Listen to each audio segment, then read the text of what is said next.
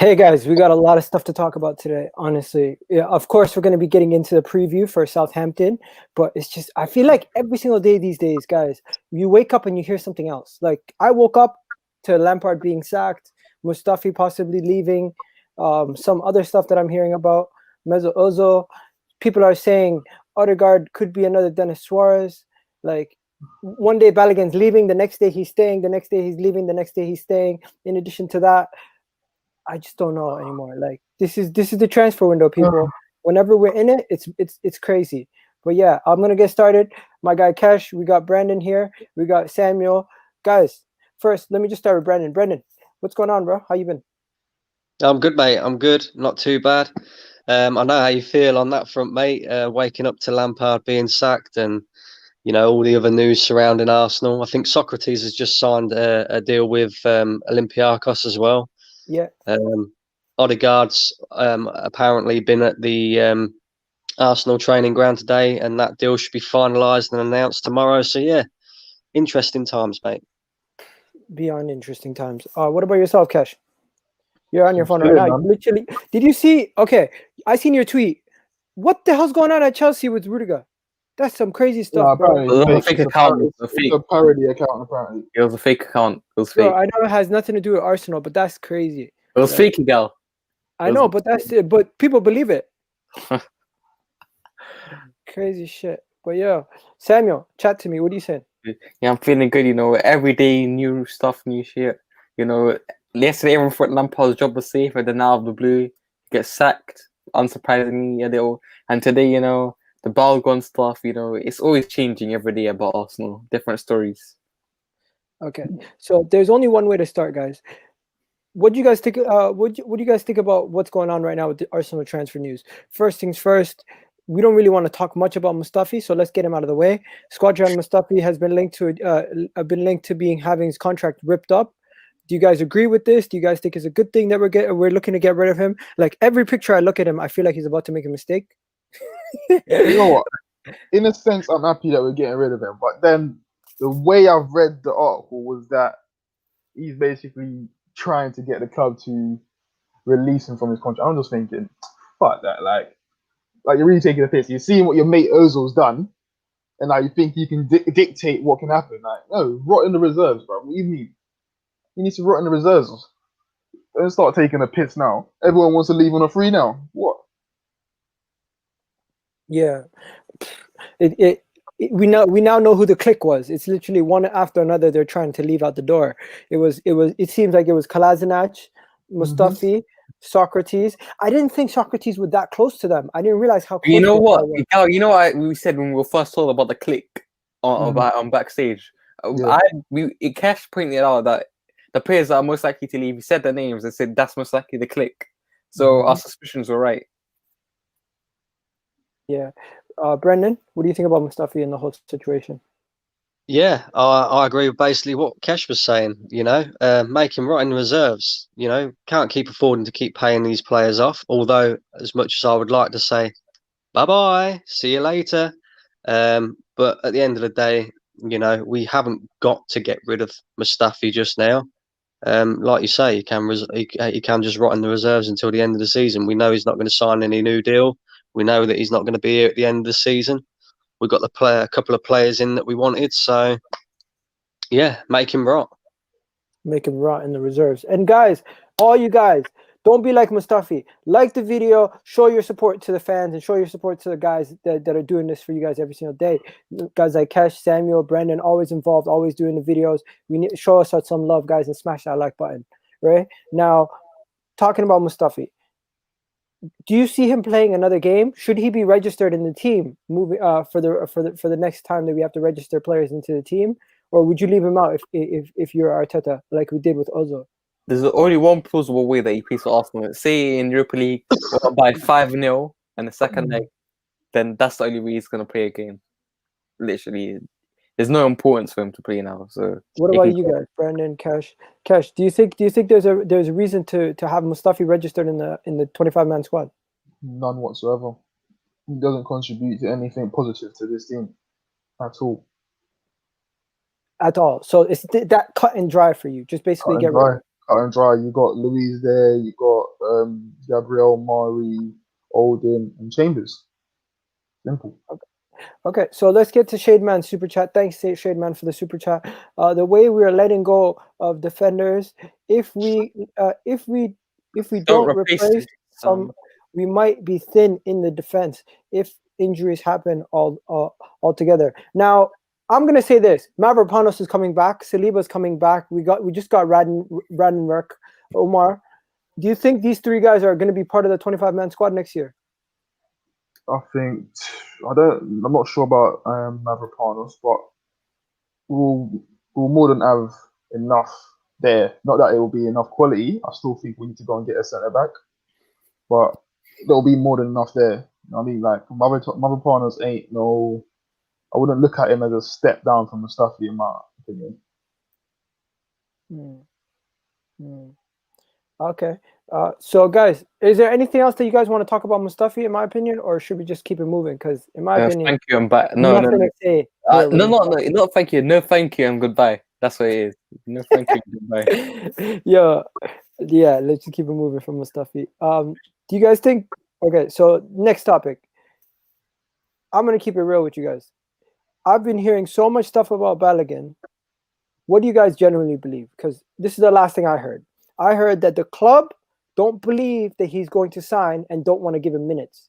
He wants to sign, but he just wants to be shown that he's getting minutes before he signs. So they're both having a tug of war on both sides. And in my opinion, until one says, "Here, I'll give you a little bit more space," then it will happen. In my opinion, I don't blame Balogun for trying to get the best deal. I don't blame the club for trying to get reassurances before they give him a deal. What do you guys think? For me, like, what I know, he's as close to signing as he is to leaving, yeah? The thing with the Balogun deal is I don't feel he should rush to leave, because if you think about it, if he signs his contract and, say for instance, he doesn't hit it off like the way people are expecting to hit it off, what you're going to have is his stock's still going to be high because he's still at Arsenal.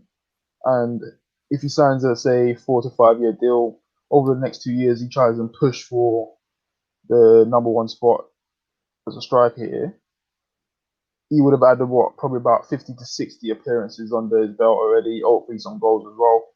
So his stock will still be high. He still can demand a good move. So ideally, I'll be hoping that's the way he's thinking. And by the sounds of it, that is the way he's thinking. But it's a thing where there's other options on the table. So obviously he's a young man. Like you take your Arsenal hat off and understand it. He's a young man, got lots of potential deals on the table. I think it's like 15 offers he's had. So he's not a clown. You know what I mean? You don't want to rush into things and say, yes, I'm going to stay at Arsenal because it's Arsenal. I'm fishing for the answer you gave last time. Remember, we spoke a couple of days ago, and you said to me something about Lacazette and Eddie Nketiah. I think the people should hear the point that you had, because I think it's very relevant in this situation. No, I was just saying, like, you got Eddie and Nketiah there, Eddie and Lacazette, sorry, who are basically ahead of him. Not because Eddie should be ahead, because we clearly see that Eddie's not good enough, but the club's looking at it and seeing you don't want to upset the cart. And then you're going to have Eddie and Lacazette, who's going to be in their last year of contract. And then you end up losing them for free. Because then you end up losing out on 20 to 25, 30 mil on both of them. For a player, yes, who might in fact be the next good special player, which I believe he is, to then lose out on money. At the end of the day, it's assets. And we keep saying Arsenal losing players for free and everything. So if that was to be the way, and that's what happens, and then we end up losing out on 2 players because we try to keep a youngster, if he doesn't hit it off, then the moaning is going to then go towards the club. No one's going to remember that they're the one that was screaming for him to be getting games. You know what I mean? True. I'll go next to Brandon, then I'll go to Samuel. Brandon, what do you think?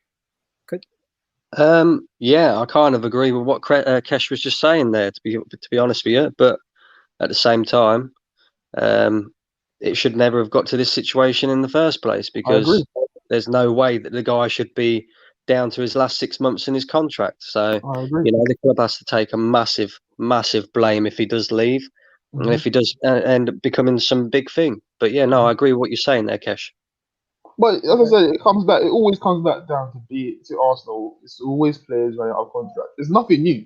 This is something that's been going on for many years. Losing players on free contracts. Like we've seen the likes of our most senior influential players over the last 6 years leave on a free. So what difference is it that a youngster who, let's face it, not many of us knew about him. Only the ones that actually pay attention to the academy would have known about it.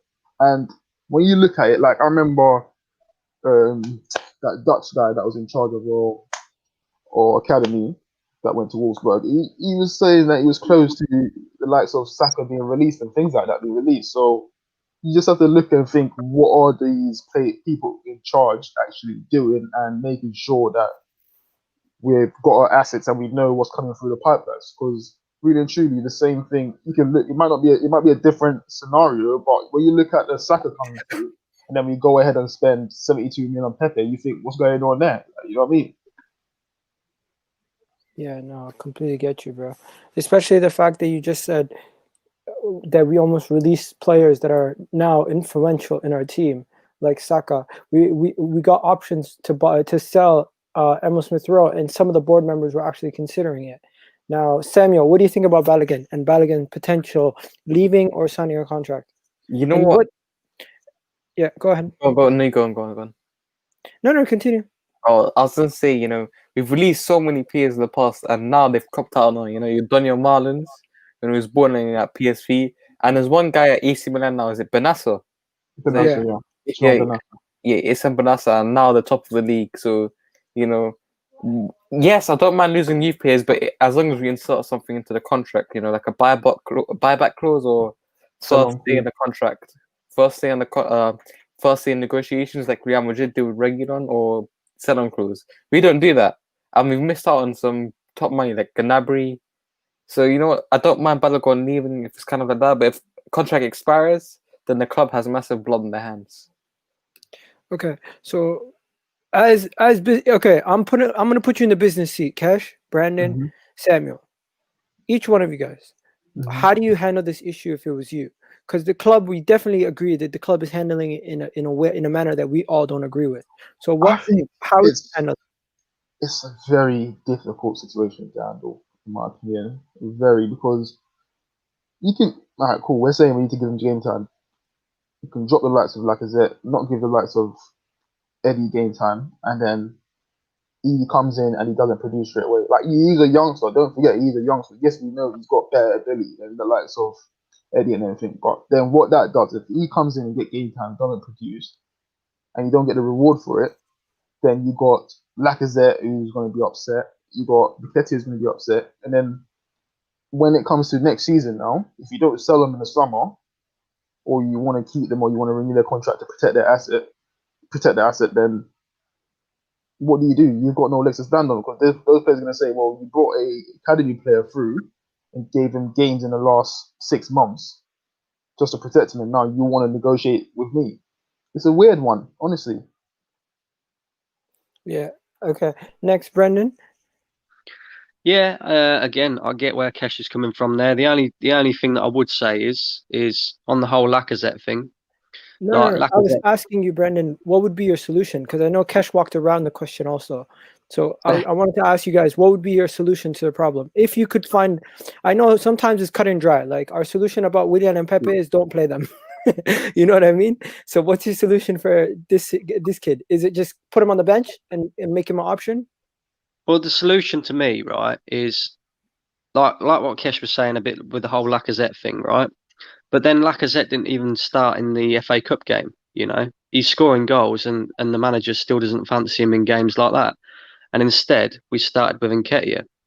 Now, you could have gone with Balogun instead of Nketiah, because I believe that, look, this manager has his faith in Nketiah, whether that's blind faith or not. We as fans all think it is because we don't think he's good enough. if it means that Nketiah's not getting game time and you have to sell him come the summer, but you're potentially getting this kid into the starting 11 instead, who looks miles better, I would do that. You know, I'd give him game time to convince him to sign a contract. I think it's a similar situation to who was it? Was it Berahino before you signed his deal? Like, I don't know, man. It's a difficult one. Personally, if it was me, I'm gonna play it in it. But I don't know what are the discussions being held behind the scene or whatever. Like, if it's a thing where they're saying, well, we can't put faith in you and put you in the starting lineup if you're not going to sign your contract. I don't know. Okay, Samuel. Simple answer. What would it be? You know what? You're always quick and concise. Okay, you know what? Just for the next couple of months, you know, in the league, have him on the bench as a backup option. And you know, if he impresses in the bench, then you know what? He's on his contract, extend him. But if he doesn't and he plays poorly and it's even worse than Nketiah, then don't extend it. It's a pretty low bar set. Okay, that last part right there, you didn't have to say it if he's worse than Nketiah, because from what we've seen, he shows a lot more talent. There's no way he's going to be worse than Nketiah. You know what? As well, I looked at social media. Sorry, but none of these men in the academy have respect for Nketiah. None of these men at the academy respect Nketiah. If you take away, he said something crazy right there. What do you mean they don't respect him? Like after the game, you see what Balogun posted on Instagram, like a comp of him scoring a goal, and then some also posts like face palming and stuff. Some people said some people interpreted it as but Nketiah's had that over his period at Arsenal. He's had that in his early days, so I don't really look at that as a respect thing or anything. Right? You know what it is? Not really. It's not a dig. Like, you're gonna look up to the player and give him his props. Like, they see the young talent coming through. Nketiah's already had his props in his early days. Even when you were scoring at leagues, like you got the likes of Damian doing the soul phones, you know, he's had it. So it's not. I think we're playing too much into it. But like, if you look at Balogun's game, take away goal scoring, because he's way ahead when it comes to finishing. If you look at the types of finishings and things like that, but his all-round game is completely different to Nketiah. Like, you don't see Nketiah with a link-up play. You don't see Nketiah able to beat a man. When he gets on the ball, he's lost for ideas. The only thing he can do is lay off, and even that he fucks up sometimes. You know what I mean? Yeah. Okay, so we spent 8 minutes or more talking about Balogun. Now let's move on to the next story. If you guys haven't heard, Sokratis is now going to Olympiacos, the team that knocked us out of the Europa League. Coincidence. Don't bring it up. Now he has done his medical and he's officially wearing the kit, and it's been announced that he will be joining them on a free transfer. It's a good move for him going back to his homeland. He can just chill there, do his thing, live his life there. Sokratis, he was part of the team that won the FA Cup. He was in the team for a couple of years, and you know what? This move for Sokratis to me never made sense. It was always a win now move. It was a bandage. It was papering over the cracks. It was getting somebody in who was experienced, but in my opinion, never really raised the levels of our defense. Just almost filled the spot. And I will say one thing: if we were to have signed a Soyuncu instead of him, the same time that we were linked to him, we were linked to Soyuncu for less money, that would have been a better move long term. This move did not work out. What do you guys think?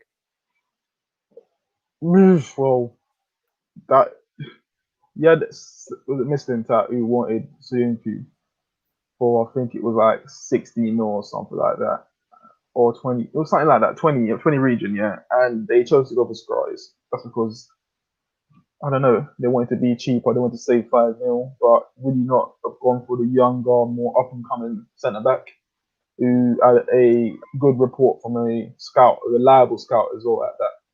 And they chose to go for Sokratis. You know what? At the time we had what's his name, GoldenEye. It's Mr. Top, right? Mm-hmm. And he told us to do Soyuncu, and we didn't listen. Or was it somebody else? No, yeah. So what are you gonna do? Now, Brendan, what do you think about Sokratis' situation? I know you're gonna be quick about it because there's not much to be said, right? Yeah, not really much to be said. Like you said, the move never really worked out. He didn't really improve our defence like we was hoping that he would do. And yeah, another player you can really pretty much say good riddance. You know, we got his wages off the wage bill. That's the main most important thing. So yeah, that's about it really. Yeah, and then what about the next fact? He was linked to Liverpool today, and he refused Liverpool, and he went to Olympiacos. What about that? Isn't I think that, that's isn't more that crazy? that's personal. I think. That's personal. I think you can't really fault him for not wanting to go to Liverpool. He's probably not looking at a short-term option.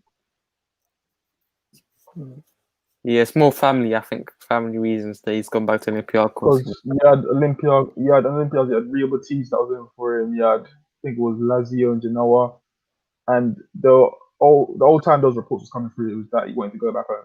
So yeah, Is it? yeah, you So want to you go want back home. to, just like LeBron. Let's get it. Now, you know what? Going back home sometimes you realize you don't want to be home, and then you leave again. No, but he's old though. You have to remember that he's old now, isn't it? Like he's been in Europe for how many years? He's what, 33 now? I mean, Yeah. So guys, smash the like button. Let's keep it moving.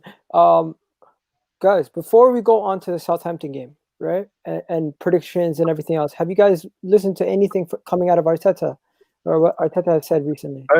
yes, I've listened to a few things he said. He's spoken has he about said? the likes of the Ozils, the Kolasinac, and he's saying the club can't ever make a mistake like that again. Like with players who are just going to be there and then not be playing on high wages because it just doesn't make sense. Like what it does is it obstructs the club from doing anything positive because you've got so many players tied up with wages, and it's not a good situation. It's not positive for the change room and things. Because players do get disgruntled when they're not playing, and it just fucks up with the atmosphere in the dressing room. So yeah, that's what he said. You know what I heard, Kesh? I heard that our point about having a squad that's too big actually affected the chemistry of the team. No, but I believe in that. I've always heard managers saying that they want to trim it. It was I think it was like a season ago. I heard Pep said the same thing. He's like, I've got too much of a large squad that I want to trim it down. So managers tend to want to work with a smaller squad. And I think Arsenal at the time before January had about 33 players. You know what I mean? That's madness. Yeah. No, Brendan. Now, what have you heard anything from Arteta, and how did you interpret what Kesh was talking about? Yeah, pretty much the same thing as what Kesh was just talking about. And yeah, to be honest with you, he's right. You know, we can't afford to have players on high wages sitting and doing nothing. We can't afford to have a click in the dressing room, like it seems like what we've had. You know, so yeah, no, he's 100% spot on. The other thing he spoke about was the Martinelli. Because I know we was great. I questioned it as well. Why was Martinelli coming off? But he's explained it. He said that he is still missing training to manage coming back from his injury. So now he said that I can understand it. And obviously, we need to protect the long-term availability of the player. Who? Martinelli coming off against Southampton. He said he's got big plans for him. Like so someone actually had the balls to ask him that question. You got to protect him. I'm surprised the journalist had the balls to ask the question. You know what? You don't really ask them questions. You know what? There's more transparency now, I feel, with Arteta now. Because, you know, the journalist asked him about the click question. Now, if this was Arsene Wenger, you know, it says Arsene Wenger would have avoided the question, but Mikel Arteta was direct with that question. Like, I have an idea. I felt he changed a lot since the start of the season. Like, it wasn't the same transparency that he came in when he first came in. That totally disappeared. And I was saying to myself, like, is that him being weak and basically covering for the board like Arsene Wenger did, and that's what it seemed like over the last few months.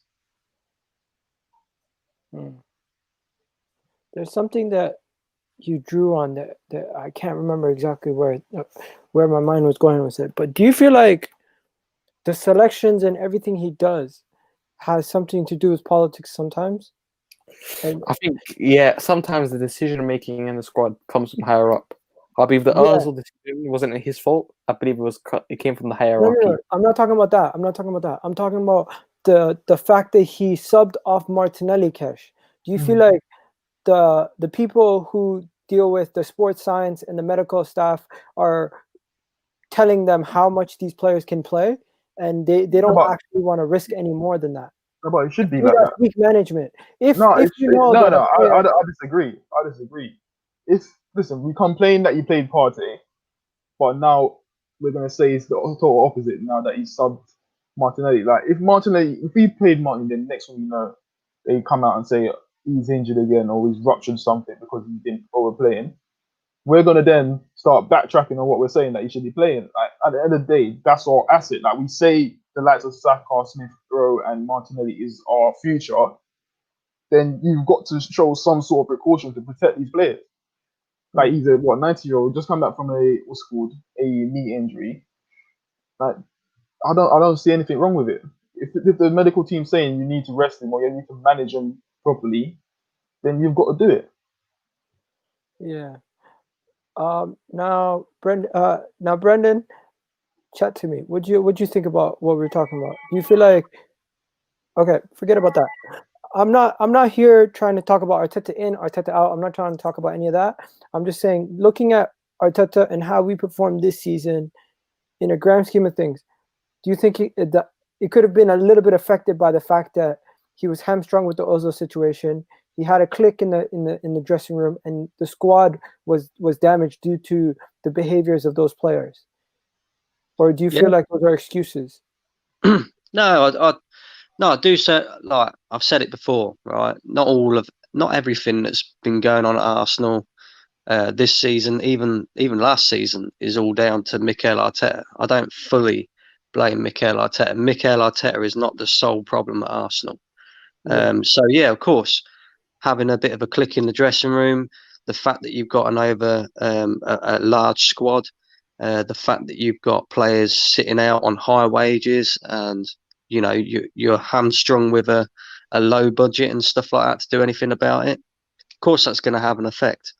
But the reason why I sort of blame Arteta for a lot of what's happened this season is because out of the 8 games that we have lost in the league, I can pick out probably 3 or 4 of them where the game that we've lost has been down to Mikel Arteta, whether that be I totally agree.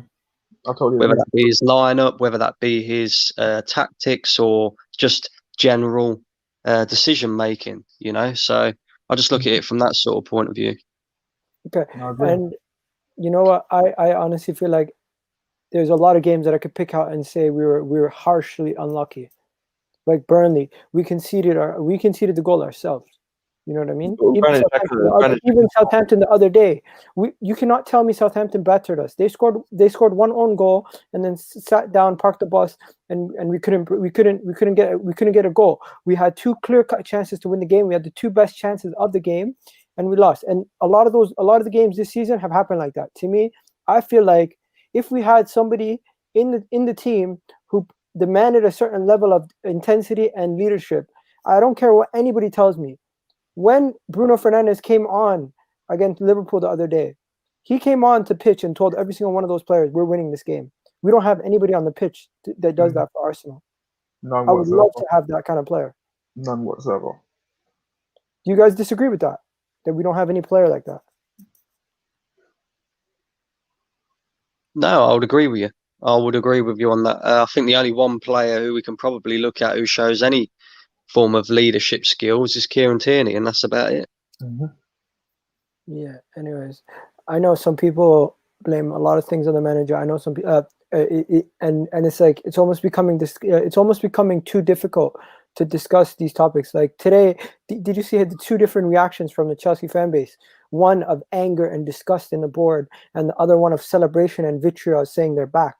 Like I feel like the same thing will happen the day Arteta leaves or gets sacked. But you know what? The thing is, when an Arsenal fans lose it at the manager, they really lose it. Like everyone was against Emery, except for only one person. That's Ty, but that's Ty though. but literally everyone turned against Emery, and literally in the end, everyone saw the problems with Wenger, and they were calling for his head. So I think if everyone sees enough, I think everyone will turn. But as of right now, no one. I don't see him going. Even though you say everybody, I know people who are still backing Emery after the Frankfurt game. That's how ridiculous some fans are. It was a small minority, though. You can't say it was like probably 2%. Yes, do you know anybody who's backing Arteta after the Frankfurt game?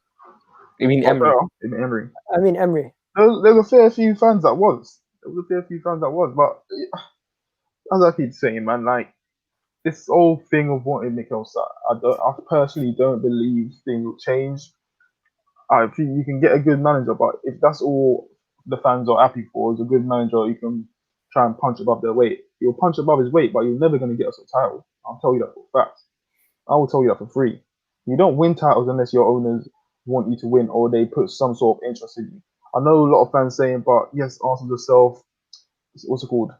self-maintained model and all that. But I generally don't feel that works anymore. Like I know Leicester's playing well right now, and I don't see them win. Maybe this year because of the way the league's going, but I don't ever see Leicester being that team that pushes to win titles. Like everyone was congratulating Liverpool. You see what happened when your owners don't actually have a vision, a long-term vision. Yes, they've won the title, and then they just decide that that's it. And now look, they've derailed Liverpool's progress, and I think that's criminal. Liverpool, the winning the title last year was their time to go on and dominate this league. And because of their owners, it derailed. So don't tell me this module of self-reliance work. It does not work. It doesn't work. You need your owners to always be on the ball. And for me, Stan Kroenke and all of that, they're just about the financial gains rather than the performance of the club itself. And this is why I say it all the time, like out of all the big Arsenal platforms, I only rate the likes of Turkish because Turkish, he says it how it is and he sees the bigger picture. None of this beating around the bush and blaming managers. Yes, you can blame the manager because you can say he's not good enough and the owner's the one that employed him. Yes, you can say that. But at the same time, if we add a good manager, that manager's going to become stuck. Or what you'll get is Arsenal will punch above their weight and then the next season, this is what will happen because they won't put nothing in. They'll say, okay, yes, you won the league. Go ahead, do it again. Football doesn't work like that. It does not work like that. Okay, so what I'm doing is, okay, I need to change Odegaard, obviously, because this was what I was using earlier for my tactical breakdown. But this thing, man, you know what it is? It's like you scroll, it's a little behind, and then, okay, so put Xhaka. Okay, so this is my projected team that I feel like will start against Southampton, right? So in goal, obviously Leno, right? Do we disagree on that? Yep. Yeah. No doubt. Okay, I'll start from Tierney because that's more clear cut. Tierney at left back, right? I have Gabriel center back. Nope. You have Pablo. Yeah, I've got Luis. I think it'll be Luis. Yeah, Luis. So replace Gabriel with Luis. Okay, Luis. Holding. Yep, I see him staying. Yeah, it'll be Holden. Bellerin. He'll go with him 100%. Because you know what happened? Both of Southampton's fullbacks are out. So I see him go for Bellerin. Bellerin, right? Yeah. It'll be a big mistake if he does. It'll be a big mistake if he goes with Bellerin. I mean, I know Cedric had a poor game against Southampton from the left-hand side, but when he got switched over to the right-hand side, you see the difference. You know, he was trying to overlap Pepe. He was trying to make forward runs. Hector Bellerin doesn't do that. I think it'll be one of the two. It'll be one of the two. I don't think it's clear-cut that Bellerin will get the go-ahead. But then again, he might play him and rest Cedric for the Man United game. Who knows? I don't know. Okay, Cedric let's keep it real. Let's keep it real, okay? Bellerin has been poor a lot, right? And there's always times where we say, hey, where he's gonna get dropped, he's gonna get dropped. I genuinely do not see him getting dropped before we sell him. I think he's gonna be the first right back for this club until the day we sell him, which is summer, hopefully. If we sell him in the summer, I don't disagree. then we'll replace him. But until right now, he is the best right back for the manager that we have. Yeah. Do you guys disagree, or am I? I agree, but But I agree. I do agree. But I feel the only reason why the likes of Bellerin and Xhaka play just because they're senior figures. I genuinely feel that's the only reason. Like you come into the club and managers tend to rely on their senior figures until they get rid of them. Yo, what's up, Yeah. Monster? My The only other reason could be is that they've both got nudes on the manager, but that's about it. Yo, big up to Monster in the chat, bro. Chilling people, it's good. Yo, so we're keeping it moving with Bellerin, right? Going to the midfield. Unfortunately, guys, it's not going to be Thomas Partey on Nenny. It's not going to be Thomas Partey, Danny Ceballos. I don't see Danny Ceballos starting this game. I don't see Nenny starting this game. I see it being Xhaka and Partey again. What do you think? Yeah, But I don't mind that though. You know, I think Granit Xhaka looks so much better when he's next to Thomas Partey. He's still not the answer. you know, Brandon. It's like when Granit Xhaka played with Torreira for those first 22 games. You know, Torreira makes him look like a better player. So Partey will. The only reason why Partey, Xhaka looks a bit better is that he doesn't have to be on the ball as much. That's the only reason, honestly.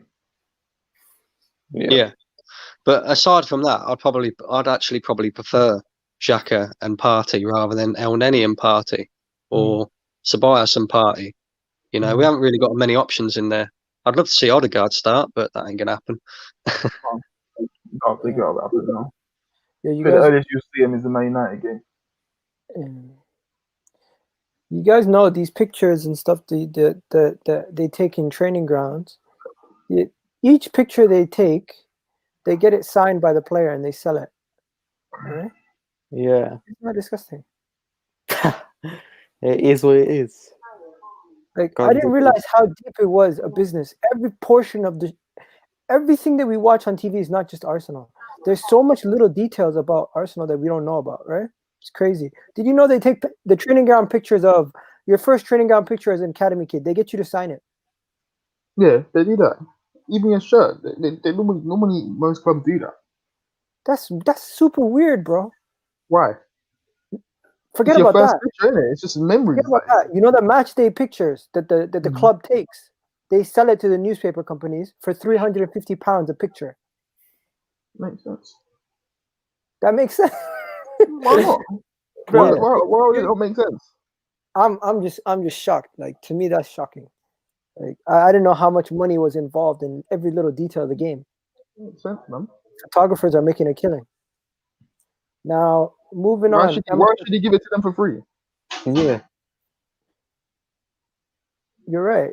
Why should they give it to them for free? But the thing is, it's the club that's making the money for the photos. It's not the photographer. What the photographer gonna do? They're just gonna put. Egal, let's get. They're just gonna post a page of just letters so you can read. Like it doesn't enhance the audience that you're trying to draw in to come and all just want to see pictures as well. You know what I mean? So it's just it benefits them selling their papers. True. Okay. They make the money back anyway. Think about how much they're selling the papers for and how many it's gonna get sold. They make the money back either way.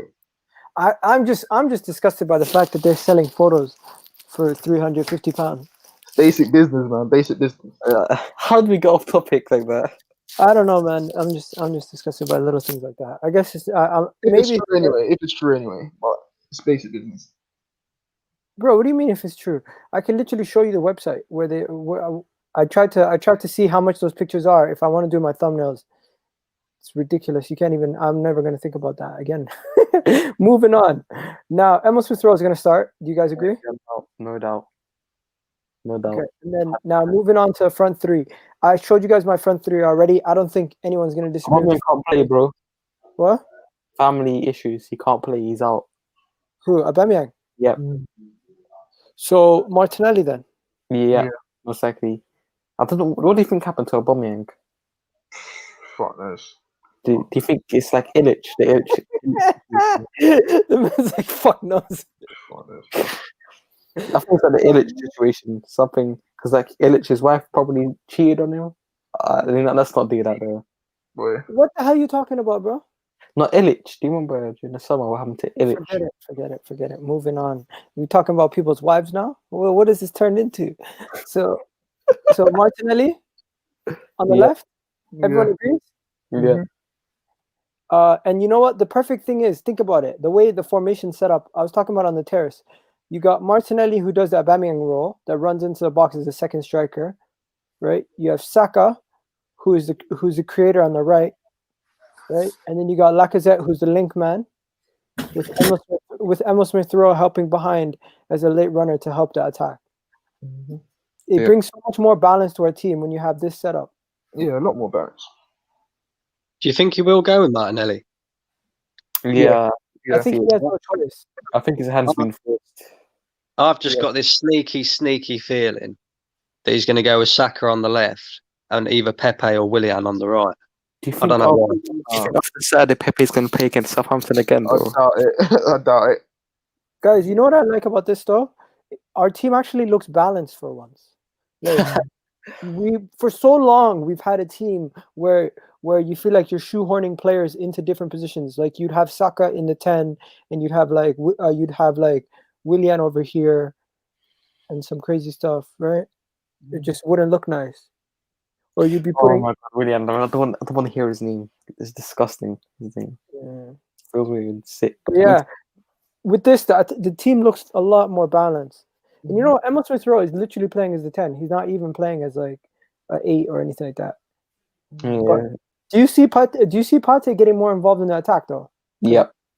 Because after the Newcastle game, if we see like the difference between Xhaka and Partey, the game was almost set up like this at times. If you didn't realize, Lacazette was coming closer to that, and you had Saka and Emil Smith-Rowe linking up more on this side. Wait. So it was Saka and Emil Smith-Rowe linking up, and Gabriel and Aubameyang linking. Aubameyang and Lacazette linking up with Xhaka sitting and Partey trying to get the ball up quicker. Did you see the stats on midfielders in the Premier League this season? Yeah. Thomas Partey is the third most progressive passer. Yeah.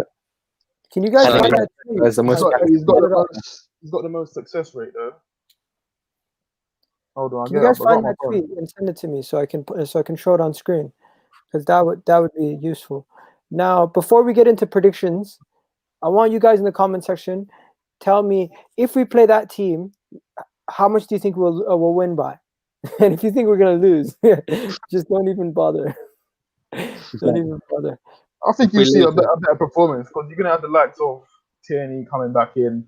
You're gonna have Partey in there. Like it'll be a lot better team. You miss the likes of Lacazette leading the line. As much as I hate to say it, and then you also they're gonna be missing Bertrand and they're gonna be missing Walker Peters. You think they're missing Bertrand like Willian did in the FA Cup final where they fake an apparent injury because they know he's gonna come to us? No, Bertrand's not injured. He's suspended. Oh, okay. Yeah. Now, let me ask you guys this. I know this is a little bit off topic, but I don't know if you can see it. You might have to put me on the big screen. 1 second. Can you just message it to me? Forward it to me. I'll forward it to you on the phone. It's a picture though. I ain't got the link for the tweet. Yeah, just tweet it to me. No, I haven't. I'll tweet it to you. Cool. Or send it to me on. I'll send it to your DM. Yeah, I can open that. I was gonna ask you guys, what do you think? What do you guys think about the whole Lampard sacking in the terms of Arsenal? Do you feel like bad news for us? Do you feel like if Arsenal were to sack Arteta right now after this, it would be like, oh, we're doing it? I don't know. Do you know what I'm saying? Well, you get what I'm saying. Like some fans are saying, oh, look at them. They got into a bad situation. They sacked their manager immediately and they're trying to improve where we were standing on our toes. We're sitting on our toes. We're not being proactive. I agree. But it's in a sense, that's just Chelsea's blueprint though. Like Chelsea throw money at it. Our owner doesn't do that. He actually doesn't do that. So the same module cannot work. Like I know a lot of people say, I think Meeks was talking about it in the group chat. Like a lot of people say, like this is what's always worked for Chelsea. But in a sense, is it actually successful? I know they win title, but is it more successful than them having to give the likes of a Ancelotti more time? I think Ancelotti would have won more titles at Chelsea if he was given that time. Okay, so guys, before we get to we're gonna get to all the questions and everything in the comment section. What the hell happened? I had it all set up and everything. Okay, there it is. There it is. Okay. So to me, the people that stand out is Need to go up a bit. Need to go up a bit. Go. Is it? Yeah, McGinn's at the top. Yeah. What? Souček? No, but to me, where Pate is closer to the top. This is just you're higher up on this progression. I think Partey, in a sense, he is at the top because if you look at the pass completion, he's way out. Yeah. John McGinn is higher. Yes, he's higher on the pass progression. Forward passes. That means he's trying a lot more forward passes, but not a lot of them is actually completed. To me, the biggest standout is Mohamed Al-Neni. His pass completion super high, but it just goes to show you that he is sideways. Because he's very safe. That's what he is. He's not a footballer that should be playing in this team. You know what else surprises me? Look at Allen, Decore, Gini Wijnaldum. All these guys that are waxed lyrical about are in and amongst Al-Neni. Even look at the player of the season. People are saying the signing of the season, Højbjerg, just a little bit above Allen. Mm-hmm. And that's what happens. You know what it is? Teams results kind of glosses over these players and make them look as if they're doing more than they should, or not even more. Like obviously, I understand Wijnaldum's game in the Liverpool team. I understand it, so I can understand why he's down there. But some of the players that are wax lyrical about, they're not really doing much, honestly. Yeah, yo, people, I need you guys to do me a favor. Take a second, smash that like button, get more people involved. Let's at least get to 30 likes today. Come on, guys. This is disrespectful. Odegaard, though, I do give him the benefit of the doubt because you have to remember his job and that he's meant to do and the sort of way Tottenham plays.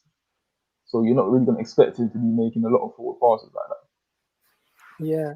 Did you guys see the tier? Okay. Who else stands out to you right now? Like Thomas Souček, I get it. He's very progressive, but he doesn't complete passes at all. Like, what the hell? Pass completion's terrible at 74%. If you guys can't see at the bottom of that. Samuel, Brandon, I want to hear your input. What do you guys think about this? It shows that, you know what, Granit Xhaka, if he was on this list, he'd be right at the bottom at every category. He is.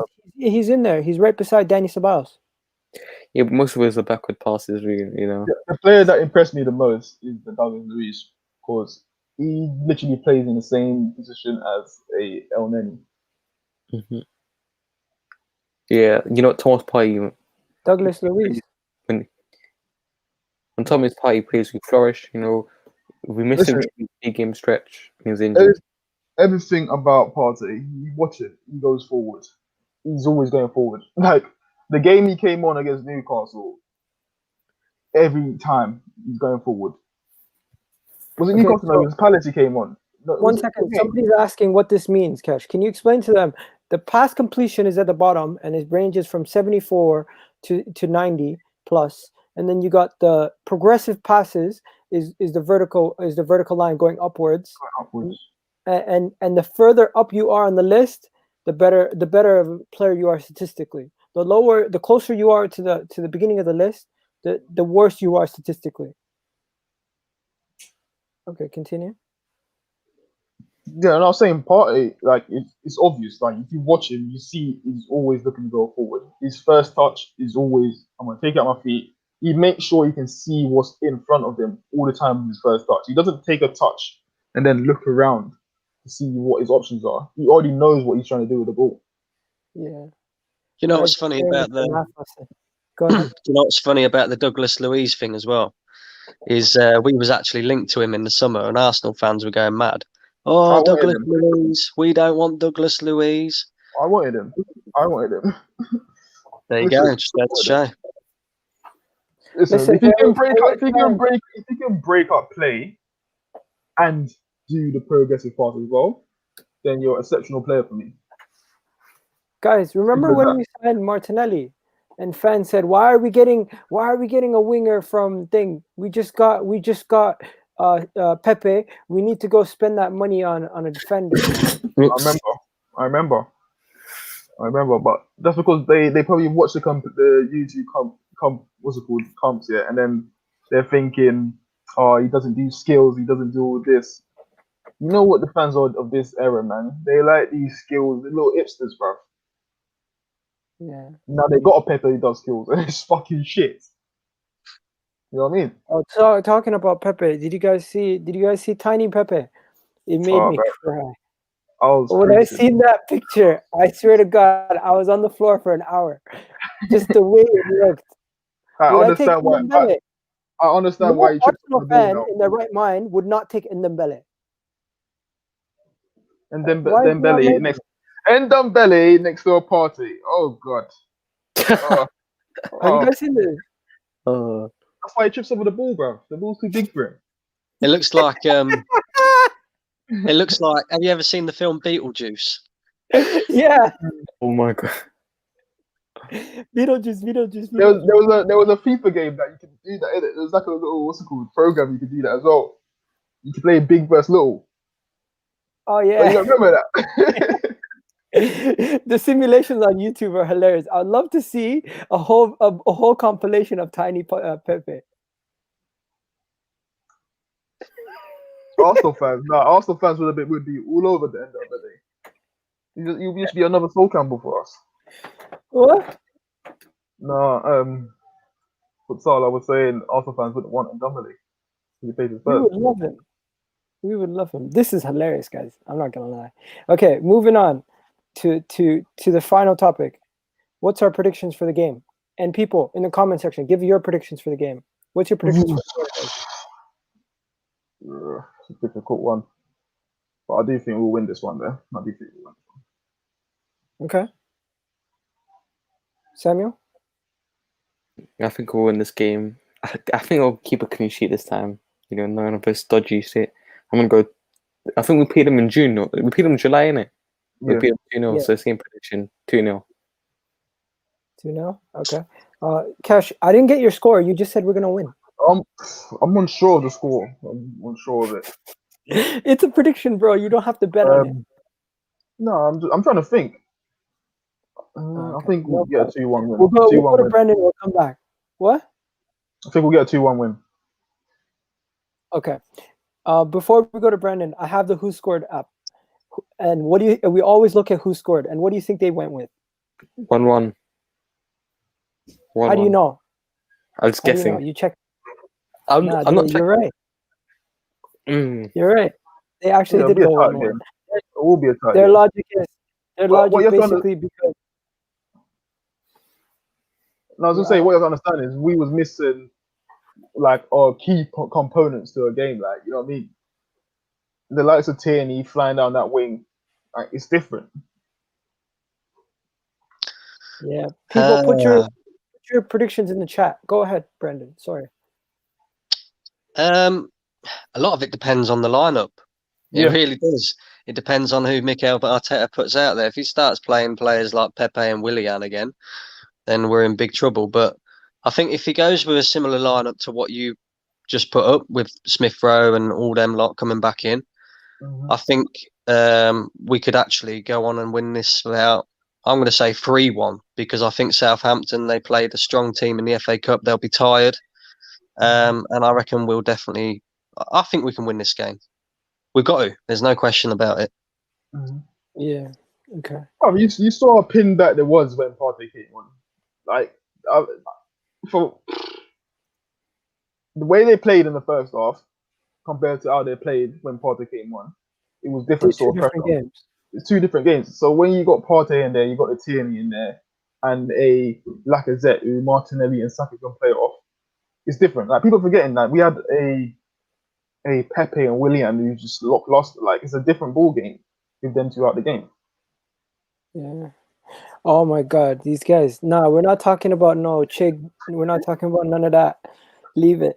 Oh my god, what do you mean? Leave it. Leave it. No. Okay, so apparently we're linked to another left back. What? Yeah, he used to be at Aston Villa. Who's he? Amiv, or whatever his name is, a French left back. Never heard of him. Never even read the report yet. No, he was at Aston Villa, I think, probably like 2 years ago. I'm not really a fan. Is it Gilbert? No. I don't know what you guys. Jordan Amis. Oh my God, no! He was part of that. I'm not a fan of that at all. He was part of that Villa team that finished on 17 points. Yeah. And now Jordan Amis. Yeah, nah, never heard of him. The one that I want them to sign, he's gonna be a Tyreek baller, bro. Mitchell. Nah, I wouldn't mind it because he's coming on a free and he looks decent. But it's the one that plays with Sporting Lisbon. His name is Mendes something. Quality. He's 18 years old. Got the world at his feet. I'm telling you. I'm not gonna lie to you guys.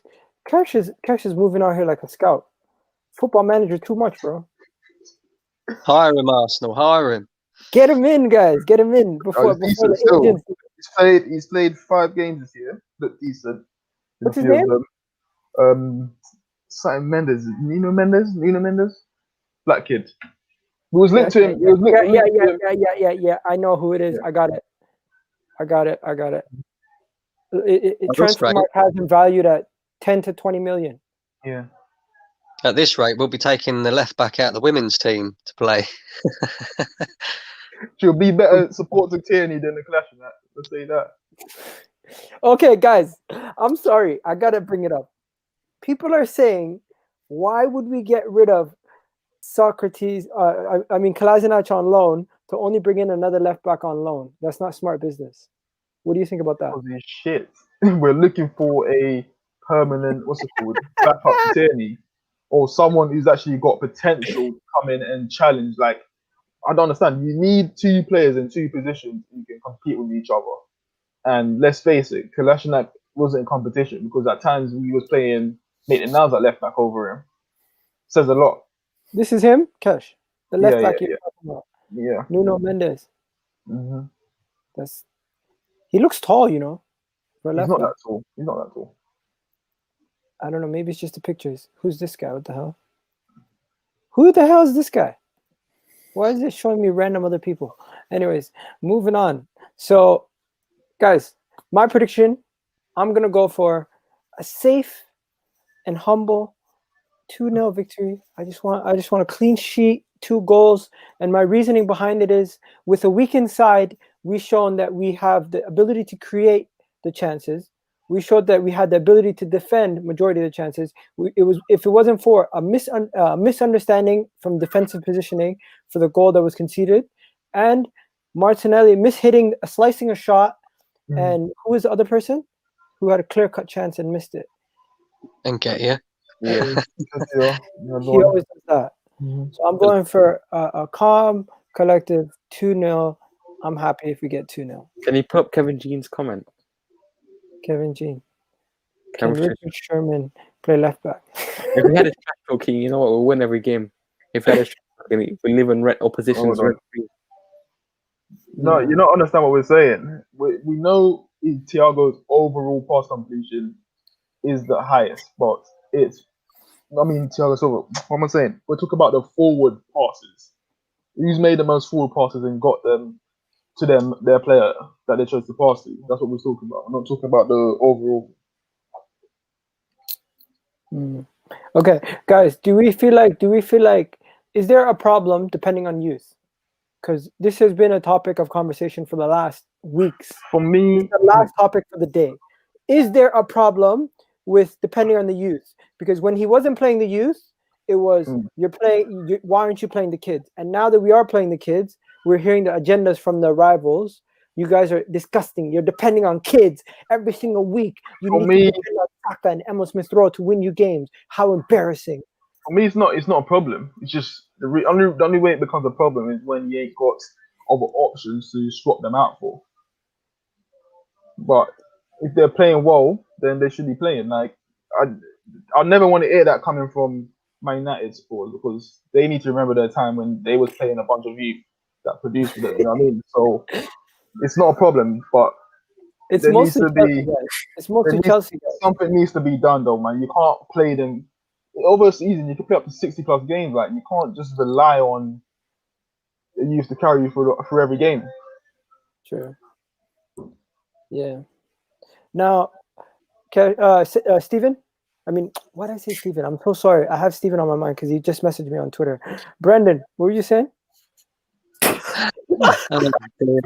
Um, yeah, I'm going to pretty much reiterate what Kesh has just said. It's I don't know. It's a difficult one, really. I mean, like,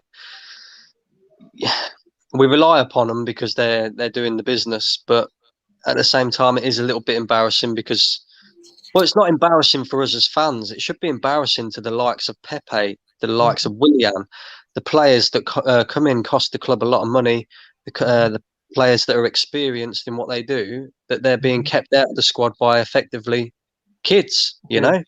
Yeah. This comment Yeah, here. Listen, Anyway. see Denzel Dumfries at He's a left, ball. at right back. Ball. Al, him, Max Irons, and Lamptey. Those are the three that we've got to be targeting, bruv. Telling you. Bro, Denzel Dumfries, I've had him on FIFA for time like 3 years now, and he's a baller. He's a bully Matt as well, Target. bro. Absolute Matt bully. Target. Matt Target won't leave to come to The Arsenal. unit, bro. Matt Target wouldn't leave at this point of his career to be a backup. To be a backup for Tierney. No, he's not going to leave. No, he's not going to leave. Why would you leave if you're starting week in, week out in the Premier League for a team that's challenging us? He's not better than. You need someone who's young and upcoming, like, you know. Yeah, like Tyreek Mitchell or somebody of that ilk. Okay, now, thank you guys. What I'm going to do is I'm going to ask some of these people in the chat to come on to see if they can give us their predictions before we go. Kesh, Samuel, Brendan, if you guys want to ask these guys any questions, whoever comes on, guys, the link is in the chat. You guys want to come on, and if you guys need to go, honestly, thank you for spending your time with me for an hour. I appreciate it. You don't. Can I just ask a quick question to all of you? Yeah. The Martin Odegaard deal. What do you make of it? I think not fussed.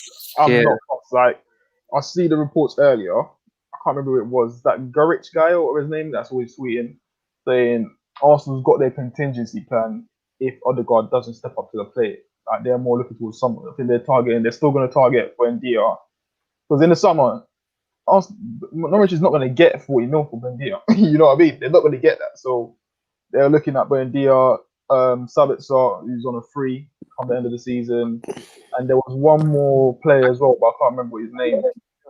So they've got the options there. But so that's why I'm not worried. Like, if Odegaard, listen, we're complaining that Odegaard hasn't got a clause in his contract. At the end of the day, if he comes in and he produces and Madrid names a price for him, you're going to pay. You're not going to care how much it is. As long as it's not over odds, because I don't see it being over odds. He's not a 100 mil player. So, you know what I mean? So if he performs, why should we complain about spending the money on him? You're not going to care. Yeah. I'm Somali. I just have to say, yeah. Now, what you don't want to do now, you don't want to put an option in there where they say you have to buy.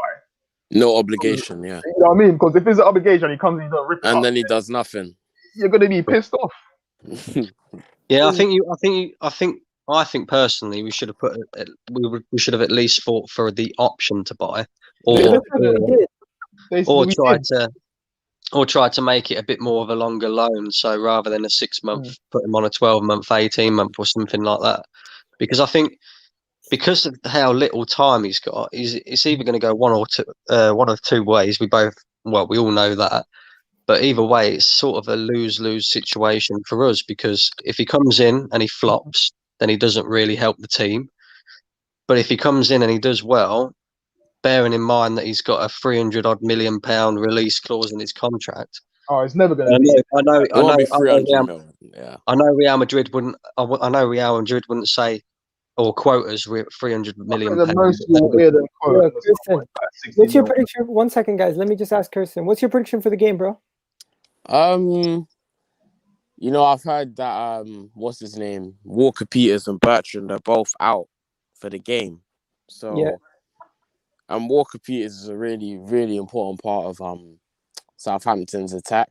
So I see it being like a draw, like 1-1 or 0-0 maybe. I don't see there being too many goals in this game, to be honest. Bro, you're my guy, bro. I'll see you tomorrow in the watch along, okay? I see that. Respects, bro. And then WSL. I know you're an Arsenal fan. So first, do you want to answer Brendan's question about how do you feel about the Odegaard deal? Do you feel like it's a good deal for us?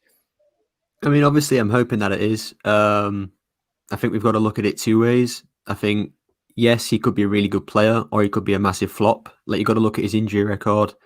I think he's had 4 injuries in the last 5 months, which really isn't promising. I mean, the last player that we brought in on loan was Denis Suarez, like this kind of situation, and he flopped. So I'm hoping, obviously, that he isn't going to be like that. But we've got to be ready for that kind of situation again, because Suarez wasn't really a flop though. I don't really see Suarez a flop. the guy played like 1 game. He never really got into it. That's not really a flop though, is it? Like, we should have bought him in the first place if he wasn't match fit.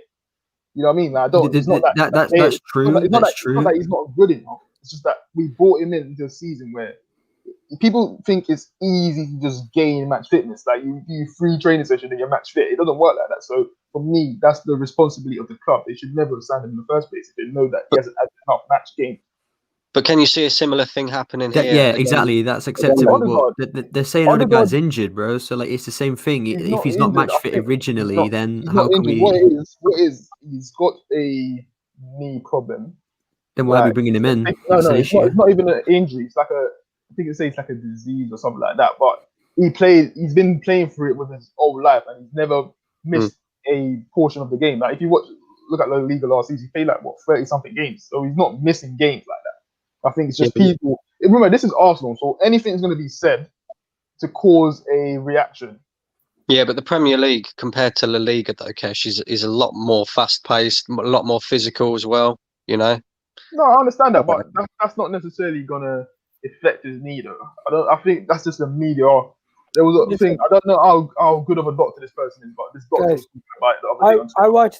I watched Bav's video on Odegaard, and he was talking about the fact that Real Madrid, if he was officially injured and had an official injury, it would be on Real Madrid's injury report, which it wasn't. So everyone who's reporting these injuries, saying Arsenal have signed another injured player, this is that, it is not that. It is basically Arsenal looked at his injury history, and they looked at his injury. You know what? Forget about everything else. What we're going to do right now is we're going to look at Odegaard's injury history on Transfermarkt. See if it's as bad as everyone talks it is. Because the most games he's ever missed is 6 games. Let's go look at it, because you guys know. And that was for a calf injury. That wasn't even for the knee thing. That was for a calf injury. He's injury prone. And he picks up little knocks. That's what it is. Exactly. I'm not saying he's going to fail or anything. Everyone stop. Injury prone is a guy who's injured more than he plays. He's not injury prone. He's had 1 or 2 injuries in his career. Let me show you guys. That's Diaby. That's injury prone. Yeah, that's Aaron Ramsey. That's Bale. That's Isco. That's guys that can barely get on the pitch. That's injury prone. This is not injury prone. His whole career is literally like 6 or 7 injuries. Literally his whole entire career. This is a man who's been playing since 2014 in football, who signed for Real Madrid back in 2014. So if you're telling me, how many of them injuries have been this season, though? Exactly. You got to look at the dates of those like for the last 3 injuries. 4. I mean, I wouldn't really call a knock an injury, personally. I mean, so your logic was that an injury-prone player is someone who's injured more than he plays. He's played like 5 minutes for Real Madrid this season. So in technicality, he's injured more than he's played. I'm not trying to say that wasn't all due to injury. And well, if he's not, that's the thing. The difficult thing is Odegaard was so like highly praised at such a young age. He was he was tipped to be better than Haaland and all that. But the thing is, I think with Odegaard as well is, if he's, a lot of Arsenal fans like to overhype players whenever we bring them in, and right now Odegaard's getting that.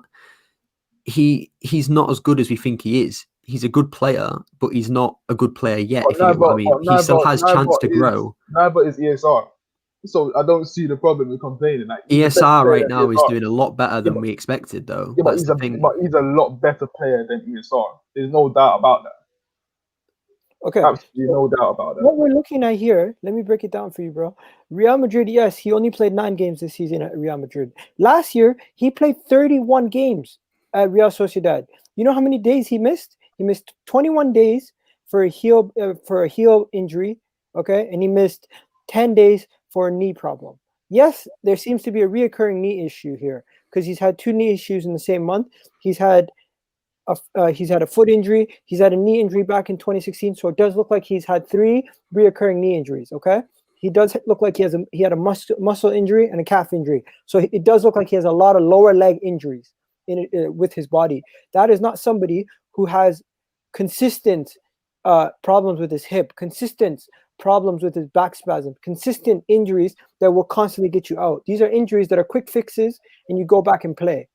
If you were, go ahead. Sorry. So his knee injuries. I can't quite see the screen. So his knee injuries. How long have they kept him out for? Like each time that it's happened, like on days. Okay. So the first knee injury, he was out for 6 days, if you can see that, right? Mm-hmm. Okay. The next knee injury, which is right here, he was out for 10 days. The third knee injury, he was out for 18 days. The biggest injury he was out for, right, was a fractured metatarsal. So that's the biggest injury you could have, and he was out for 89 days. Okay, so now when we really think about it, a man who's had in his whole entire footballing career 1, 2, 3, 4, 5, 6, 7, 8, 9, 10 injuries. You can count on 2 hands the amount of injuries he's had, the amount of actual recorded injuries he's had, every single recorded injury he's had. Listen, there's not a problem if he smashes it. Madrid don't sell. Listen, there's going to be an abundance of talent out there in the summer that plays in the number 10 position. It's not an issue. I don't understand why people keep focusing on that. If he wants to go to Madrid or Madrid don't want to sell him, let him go. He's going to go to Madrid. No one cares. There's other options. For anyone who doesn't know who we're talking about Martin Odegaard's injury history.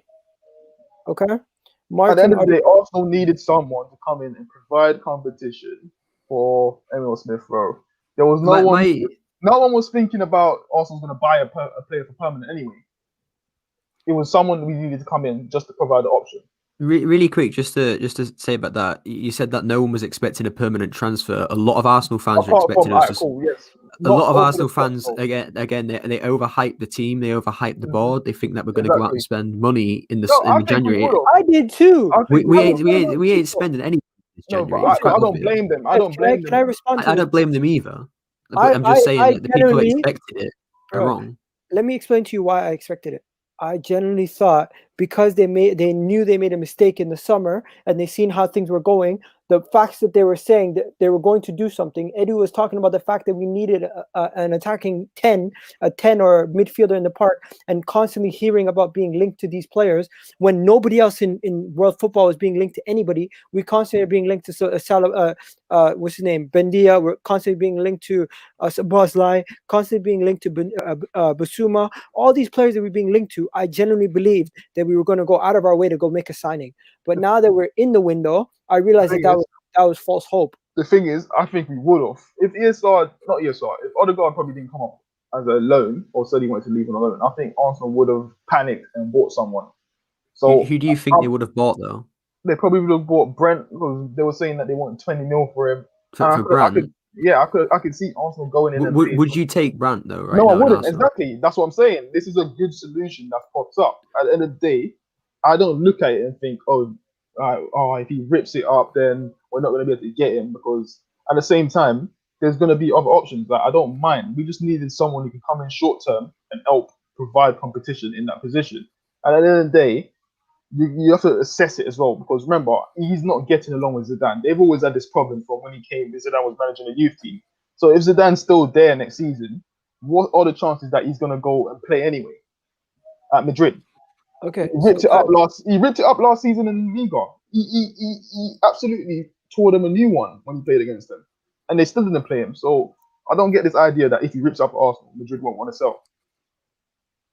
Do you guys think there's any chance we could ever do this, Brendan? Grealish, 100 million, or Haaland, 70 million. Not Haaland, but I'm hoping Grealish.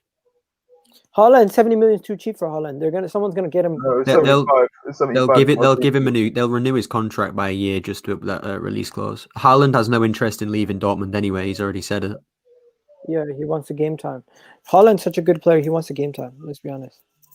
I mean, he gets played as I watched the Gladbach game versus Dortmund, which is why I brought up Brandt, because he was absolutely awful in that game. Yeah. But again, I kind of swaying off course, but Haaland was amazing.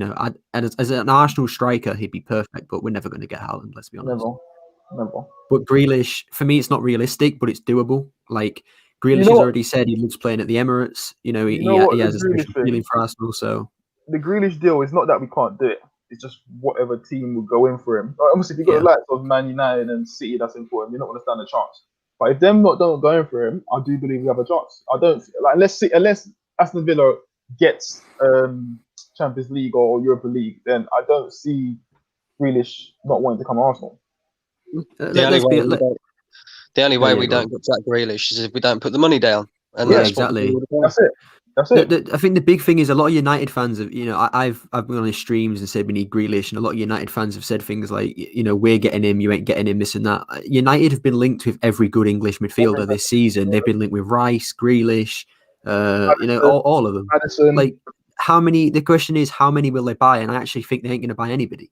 Like, they don't need Grealish when they've got Fernandes. Their plan is to play him left wing. He's not as good a left winger as he is a midfielder. So if Grealish is given the option to come to Arsenal and play midfield, or go to United and play left wing, as long as we're giving him the money, and I'd even argue that we give him vice captaincy behind Tierney because we know he can captain a team. Why would he not want to pick Arsenal? But like Brandon said, we need the money, and we should be able to find the funds to buy him. I don't understand this whole idea that we won't buy him or we can't afford him. Like, we've just offloaded 5 players. Those yeah, exactly. We've just got like alone, however much from Ozil. You know what I mean? The Those wages 5 players alone is £500,000 worth of wages a week. Yeah. Just give him Ozil's wages, man. Like, he's 20 times the player Ozil is right now. So I've said this numerous times. We're gonna be here all summer. I mean, all January talking about it. When February comes, we're gonna find out.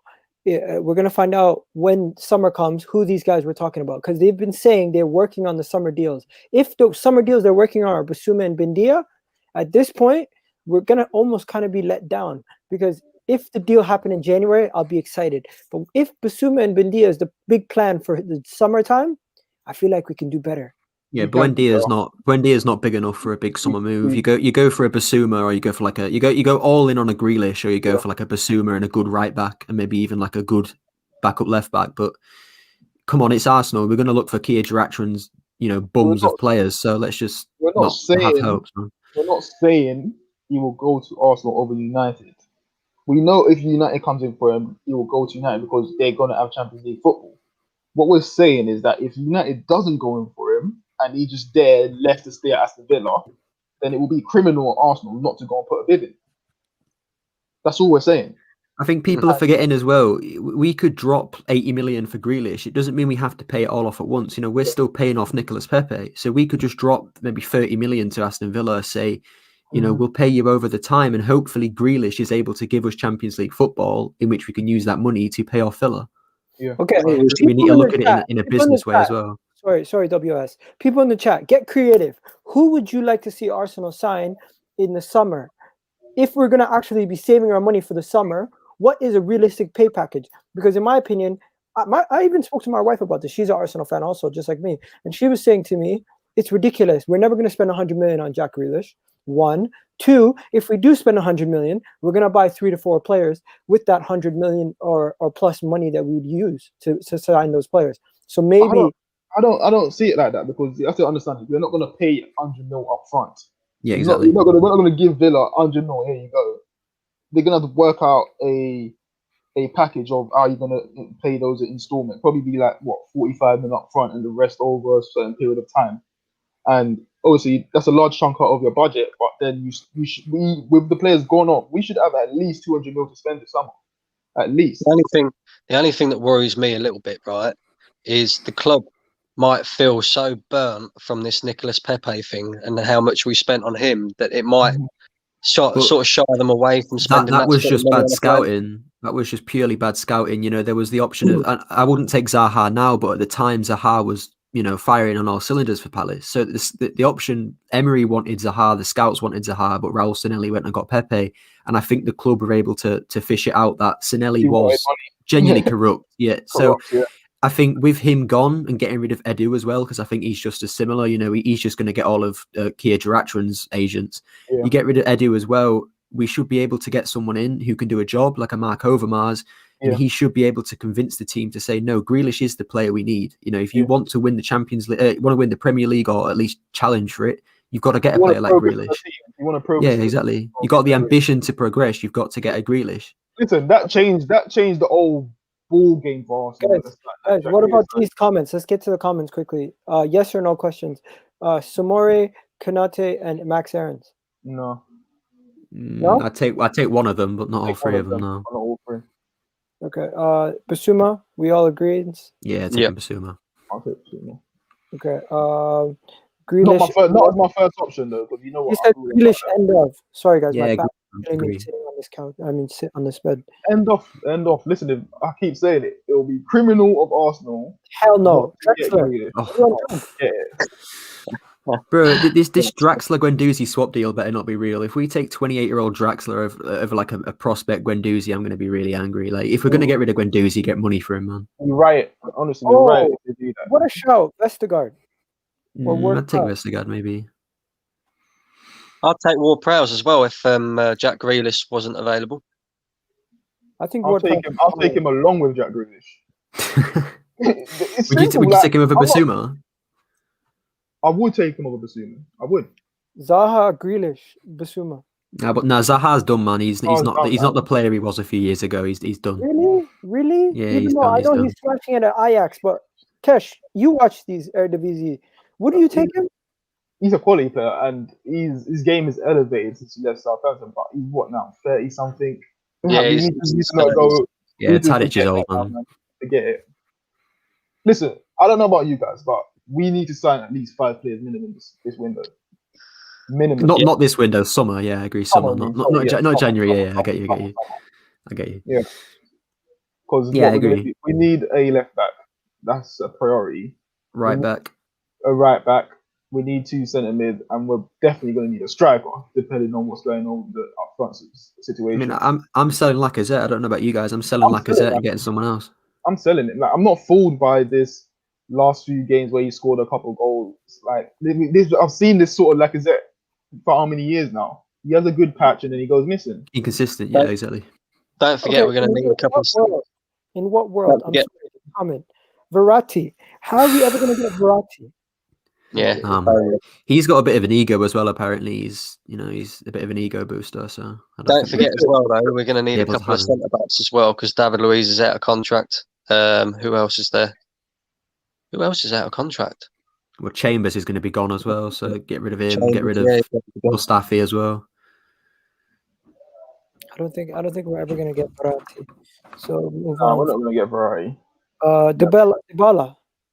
Nah, he's going to come in on expensive. He's going to come in on expensive wages. I don't think he's in the mold of a Jack Grealish who's constantly a danger. He's not.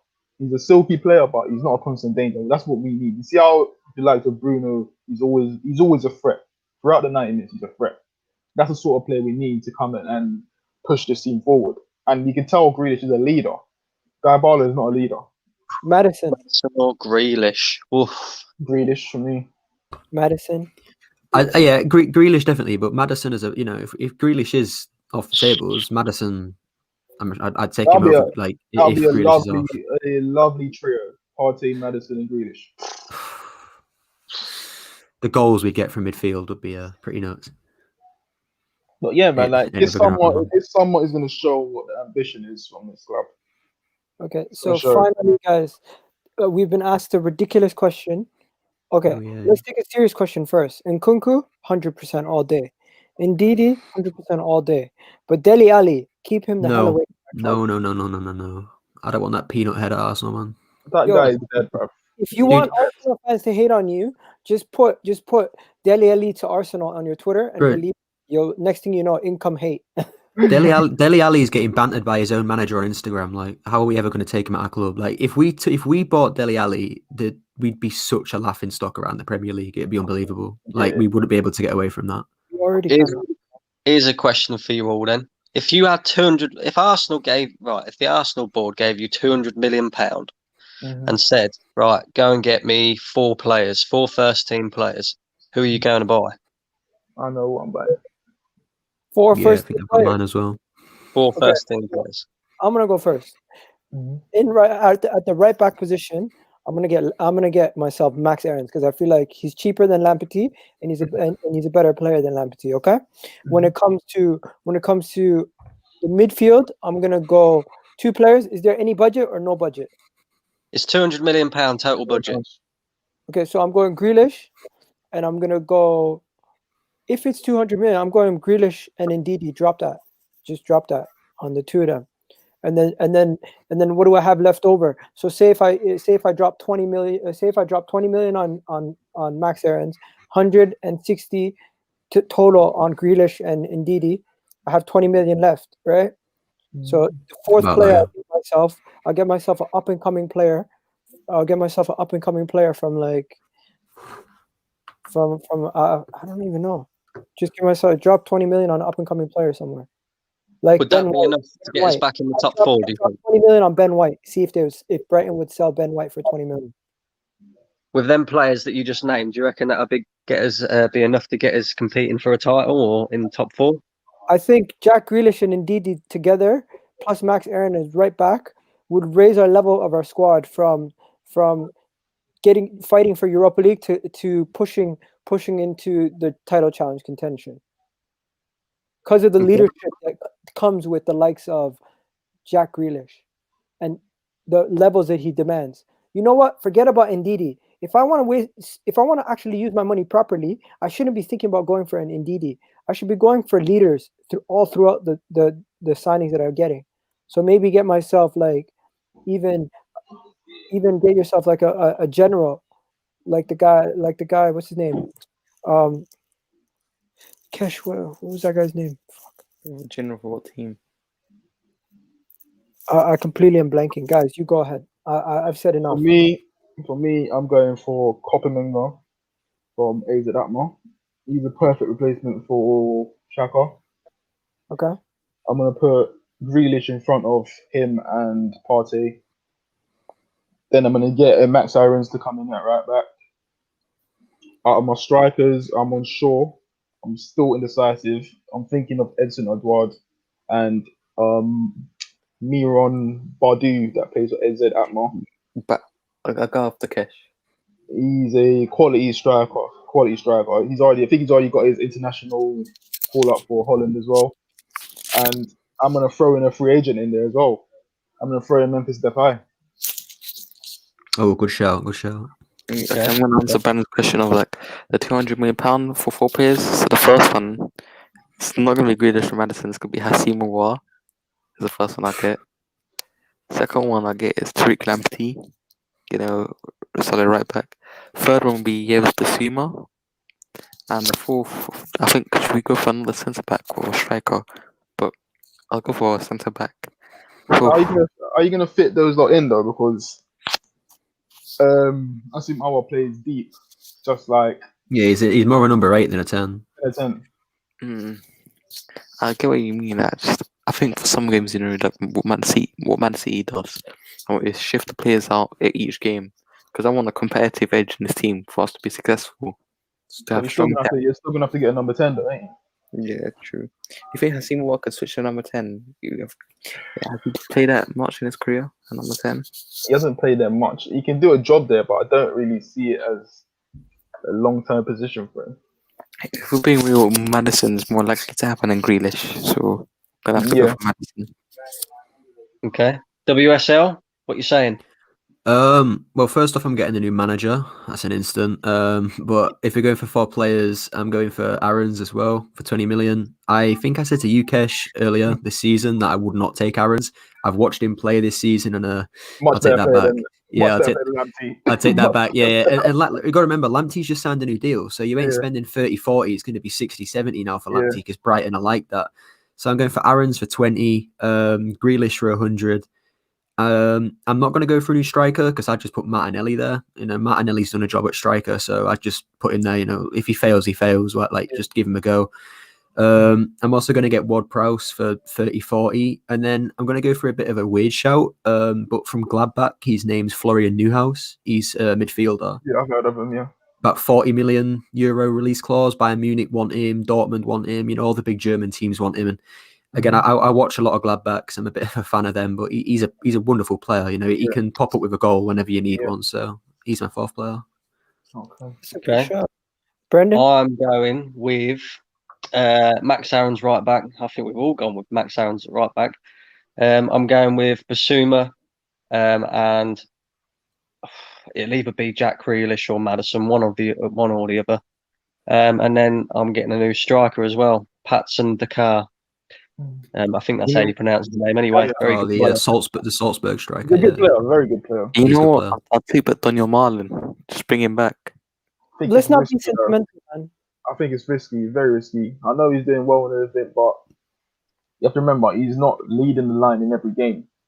So I would like to see him lead the line throughout the season, so I can see him assessing where he's getting his goals from and everything. You know what I mean? So if you're playing out on the wing and then you're just going to come to Arsenal and transit straight into the striker position, it might not work out. Guys, forget about budgets, everything else. If you were to say the best leader Arsenal could go and get, is it a Jack Grealish? Yeah. I think we've already got a leader. We've got Kieran Tierney, but yeah, Jack Grealish for me, he'd be vice captain for the first year, and then I'd let him and Tierney battle out for captaincy. But I'm not hearing this Xhaka and Bellerin and Aubameyang stuff. They ain't leaders. They're not leaders. No chance. Oh wow! So discussions to take part in place to terminate Mustafi's contract. Mikel Arteta also spoke about Gabriel, David Luiz, Pablo Mari, said Chambers ahead of him in the pecking order, so he'd be 5th or 6th choice. Wow. Yeah, he's gonna go. He can go, man. He can go. That's what I'm saying.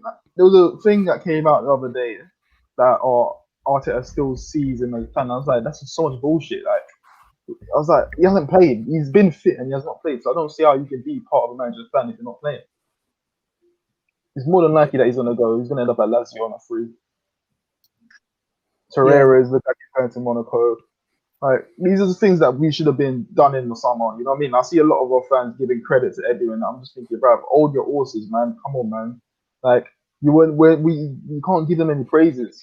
This is something that should have been straightforward. But what Arsenal tend to do is they slack off when it really matters. And in the summer, if we had done all this and given Mikel Arteta a better platform, as much as people think he's not good enough, I would have liked to have seen him start the season with a better platform. You know what I mean? Better tools. So come the summer, that's when these are going to be judged. And I'm telling you, there's going to be outrage if they don't take this club forward and make the right signings. Like, I'm already working on a few things that, like, in terms of process and things like that. Like, I'm not just going to go through the whole summer. If I see, once it gets to the early part of the season finishing and I don't see we're being linked with the right players, I'm willing to make a noise. We've got to start making noises and we've got to make it and be heard. None of this, like, what's called protesting outside the stadium. That doesn't do nothing. I've got a few ideas, but yeah. The one thing we can't do is, last summer when we signed Partey, we left it to the very end, and I think we always had a plan to sign Partey. I think Aouar was the main target, but you know it was like a bit of a fail-safe. Like, in case we can't get Aouar, we get Partey. I think the worst thing about that deal for me was, as an Arsenal fan, waiting like however long it was just to sign someone. It was like we've been linked with this guy for the whole summer. It was underwhelming. Exactly. I want to see us sign players instantly. I want to get him in the team straight away. I want to get him on pre-season. You know, I want him to get mix in with the teammates quickly. It's like we wait so long, and like, look at the Partey deal. He came in quite late. He didn't get to play a lot of the the start of the season. It was like, and he had obviously had the arguments with Simeone because there was all that kind of stuff. So it's like it brought so many more problems than we probably actually realize. It's like just get them done with, you know, get linked with the player, go straight to the team and get him bought and just be done with it. But we've done this forever, you know. Look at the Ozil deal. We waited to the last day again, so we just expect it now. Yeah, exactly. We should have got both Aouar and Partey. We needed both. You know? Yeah, we needed both. Yeah. Well, that's what I'm saying. I don't understand. I know we're saying yes, this squad is better, like should be better than ever, but for me, where we finished last season is where this squad should be finishing again. I genuinely believe that. But it's between 8th and 6th, I think, right now. 8th and 6th that you should be finishing. And if you look at the points tally, you're not far from 6th. It's like what, 4 or 5 points or something like that. Like, it's not. obviously he should be getting between 8 and 6. If he doesn't get between 8 and 6, then you know what I mean. Like something needs to be said. But as I said, I feel the board knew this squad was going to come short, because if you look at what they were saying in the summer, saying like we're willing to give him till this season, obviously it shouldn't be like that, because Arsenal should always have money to spend. Like we should have been spending. We get a new manager in, and that's what I mean. We always cut ourselves short, because if you look at the way the season's going, if we had spent a bit of money, we might have been in this race or at least in the top 4 battle. But we didn't spend money, and I expected us to spend money. It's the same as the Leicester season. We cut ourselves short because we only bought Czech. Always cut ourselves short. We never prepared. We're prepared to fail. Can I say one thing? You guys do realize there is this. This is the biggest. We always say this, but literally, this is the biggest pay break that we've had in a long time. So that means we have a big room to bring people in. If the club chooses to use this, the pay cuts that they've taken from these players and all the players' contracts that have been taken down, if they don't fill those gaps, you know what happens to us as a club? Our page bracket goes down, and in 2 years' time, we can't reuse that space. And as a club now, we have to manage with the lower budget. I've been comparing Arsenal to Chelsea all day, like obviously because the Lampard sacking and all this kind of thing. And the one thing that really annoys me is Chelsea obviously had that massive like transfer drought where they weren't allowed to actually spend money. What do they do when that ends? They go spend £220 million like on players they know they needed. They knew that you know these players are going to come in, they're going to change our team. The reason why they haven't is because the manager wasn't good enough. They've sorted that issue now. Let's have a look at Arsenal. You know, we ain't spending any money. We spent 45 million on Partey. That's nothing compared to what Chelsea spent. So we should be looking at this and saying we need to go spend, 150 million, 200 million. And I already know we're not. This is why I'm not expecting it, kind of thing. I'm going to be angry, but exactly, I don't trust any of this board, and until the board can just go. Really, if we're being honest, that they just need to go. This team ain't ever going to change. We're never going to get. We'll probably get back to top 4 in a few years, maybe top 6. Then you'll drop off again. Exactly. It'll just be this cycle of going back to 10th and then rebuilding to 4th and then dropping back. And it's just we're never going to get bigger. And this is what I said. People keep saying I keep saying it, bro. Like, I've had this discussion, but Arsenal is a self-maintained module and all that. But I'm saying, in what world do you see that working in this day and age? Like, this is the Premier League. Look at the teams ahead of us. Are you expected to win the league ahead of a Man City, a Man United, ahead of a Chelsea, if you're not going to be spending every season? You've got to spend every season. If you can't produce that, then you might as well leave. You've got to leave. I'm not hearing that, Leicester won it and they're self-model. But if you look at the season that Leicester won it, certain mitigating circumstances, like teams not performing and things like that, that's why they won it. That will never happen again. Not in our lifetime. Well, So the bigger teams won't let that happen again. They're going to do everything they can to stop that, because that was just an embarrassment. We need to change. Like, I'm not hearing that. Like, so Kroenke need to sell. People keep saying, "Oh, why do you want a sugar daddy?" Bro, we've got the prestige, we've won the trophies, we've got the history. Now it's time to change. We need to change it. Well, let's be honest. We all give shit to the Man City owner, but we'd all take him in a heartbeat. Like, let's be honest, any team would take that guy. So we're going to give shit, but we're just jealous. Let's be honest. Like, we're just jealous of them. That's why we give them shit. I'm waiting for the excuses in the summer. I'm waiting for, we can't spend because of the pandemic. You hear all that crap all the time. It's like, I want to ask you guys, right? This January transfer window, what do you give it out of 10? 0. You know what? I don't give it a 0. The reason why I don't give it a 0 is because we finally done what we should have been doing. But I don't give it any praise. But we're doing the right thing. So I've got to put my attention to it. We needed to get these players out in the summer. We didn't do it. Now we've done it. So we're moving in the right step. If they go and derail it now, but they're making good progress by getting these out and not waiting till the summer. So that means I expect come the summer, you should have your plans organized, because you know your budget now. You know that you've got room to spend. So come the summer, you should know your targets. And you should knock it on the head, and you go and speak to those players and get them in. You know what was also that this transfer window has gone back to normal, like the original one, like 31st of August is the deadline day now instead of August 12th. Yeah. So we've got little more time now. Yeah, And the also, fans get the fans get to wait for longer for a signing. It's going to be great. guys, don't forget the Euros always affects the transfer window. So this year there's going to be a Euro squeezed into the transfer window, and we're going to have to realize that at some point we won't be able to sign players because they might be away for Europe or something going on in Europe. If we're going to be signing all African players, then we're good. But we're not going to be signing If you all. could put some bobs in the comments, everyone go That doesn't subscribe. make no difference though anyway, Egal, because we used to wait until the last day to sign somebody as Arsenal Exactly. fans. The increase in the transfer window it's the increase of weight for Arsenal fans, isn't it? Like Guys, it's worse. Annoyed though by the fact that don't you get annoyed by the fact that obviously rivals are going to banter, but especially whenever I'm on any other shows, first thing they say is Arsenal doesn't spend money. Arsenal doesn't want to make signings. When we do make a signing, your signing's going to flop. You guys are wasting money, and it's constantly like it makes no sense. The only thing I'll give him credit. Obviously, I'm disappointed in the Willian signing, but if you look at the likes of Gabriel and the likes of Partey, we've got to acknowledge that because for too many years we've been signing piss poor players. So I see a trend, and if they can continue getting players of that pedigree or of that magnitude that's got a ceiling that they can reach, like Gabriel can improve. He's not the end product yet, so he can get his ceiling a lot higher, and then those players are still gonna have sell-on value. That's the thing that we've been going wrong. We've been buying players that end up not having any sell-on value. You can't make no money back off them. If you look at Gabriel now, if someone was to come in for him or something like that, you're going to be looking for a 60 mil at least. So you're making money that you can then reinvest in the club. So we can see a difference in what's going on. It's just that the Willian deal just ruined it. You know what I mean? It ruins it so bad that you're giving a 30-something-year-old player over the odds money. If Willian had come in on, say, 70, 80 mil on a 1-year deal, no one would give a shit. Okay, so WSL's question. I send that to you guys in the chat. Rate this window for Arsenal so far out of 10. Out of 10. What do you guys rate this window out of 10, right? Some people are saying 7. If we get a left back, it goes up to a 7. When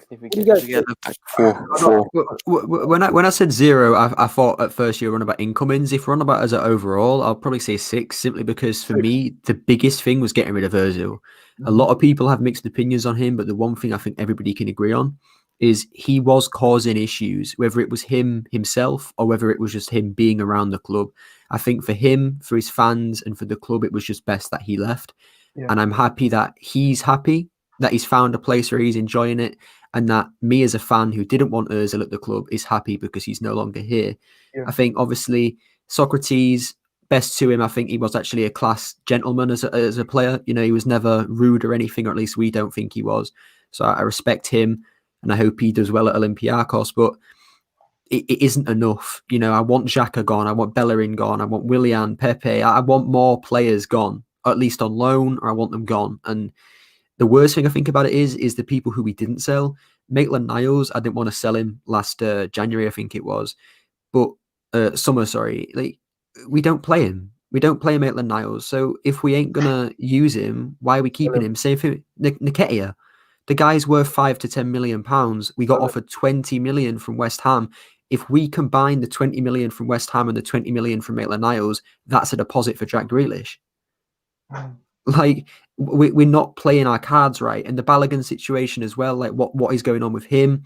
Arteta's saying it's the agent's saying it's Arteta. It's just a massive, cock up in certain areas, whereas some things are great, some things are bad. So you can't give it really any higher than like a 5 or a 6, because it is just average. 6 for me. Definitely a 6 for me. Can I tell you why I give it more than a 5 though? Because I feel like for too many years, we've seen that we have problems. We see that we have holes in the squad. We see that we're in a window where we can solve those issues, but we don't do it, and we're not proactive. As a club, we've seen that Runnison was not good. Immediately, we were proactive to sign a backup. I know that we gave ourselves our own problem for getting rid of Martinez, but we had to get rid of Martinez in order to get Partey, which in the first place, I get we can criticize.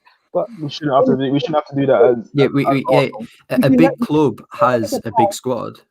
If we don't look at the players right now, WSL, we went into a window where we said we're not going to sign nobody. What did we come out of it with?